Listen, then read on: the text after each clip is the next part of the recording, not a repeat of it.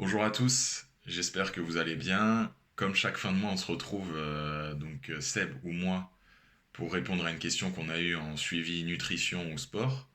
Donc aujourd'hui, comme vous en doutez, ça sera une question que j'ai eue moi pendant une consultation nutrition. Et c'est une question qui concernait les protéines, donc à savoir, est-ce que c'est important d'intégrer une source de protéines à chaque repas. Donc c'est vrai que c'est une question qu'on peut se poser dans la mesure où aujourd'hui, on associe les protéines à la pratique sportive en particulier et à la pratique plus précisément de la musculation. Mais est-ce que pour, disons, monsieur et madame tout le monde, c'est important d'intégrer une source de protéines à chaque repas? Donc pour répondre à cette question, on va rappeler déjà dans un premier temps quel rôle ont les protéines et quelles sont les sources de protéines. Et puis après, on verra quels sont les risques de carence de ces protéines et pourquoi il est important, donc là je spoil un peu, mais pourquoi il est important d'intégrer des protéines à chacun de ces repas et comment le faire.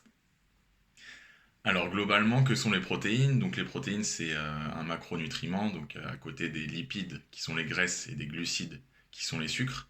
Et les protéines, elles ont pardon, plus un rôle de structure d'une part, donc elles vont rentrer dans la composition de notre tissu musculaire, notre collagène, nos tendons, mais également elles vont avoir un rôle fonctionnel, donc où là on va avoir des protéines de transport comme l'hémoglobine, elles vont rentrer dans la constitution de certains anticorps, donc un petit rôle dans l'immunité, enfin un petit rôle, un gros rôle même, et on va avoir aussi des hormones protéiques, donc les protéines jouent un rôle aussi également dans nos processus hormonaux.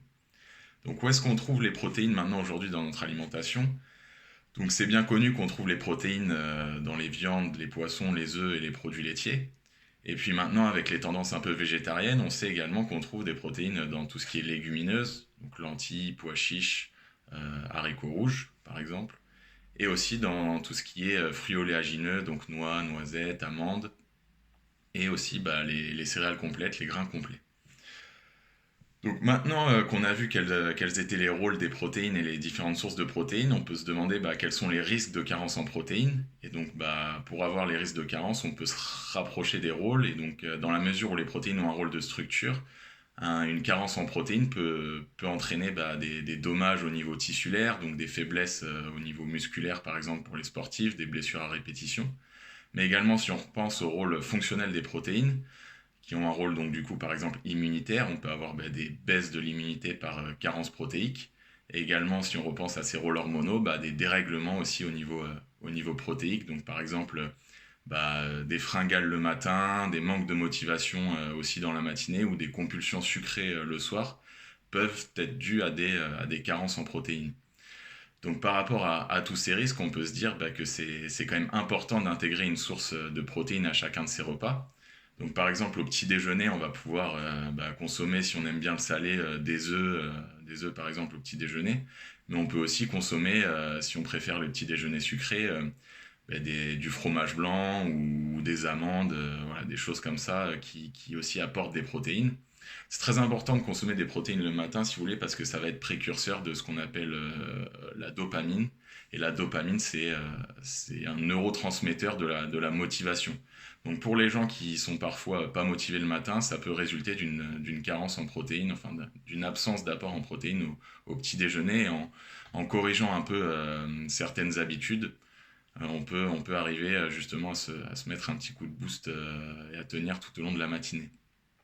Donc après, pour le midi, de manière assez classique, on peut intégrer une portion de viande ou une portion de poisson. Et enfin, le soir, là, ça peut être intéressant d'intégrer des protéines végétales, donc des légumineuses. Intéressant d'une part parce que ça permet de réduire, mine de rien, sa consommation de protéines animales. C'est quand même quelque chose qui peut être intéressant dans le monde d'aujourd'hui.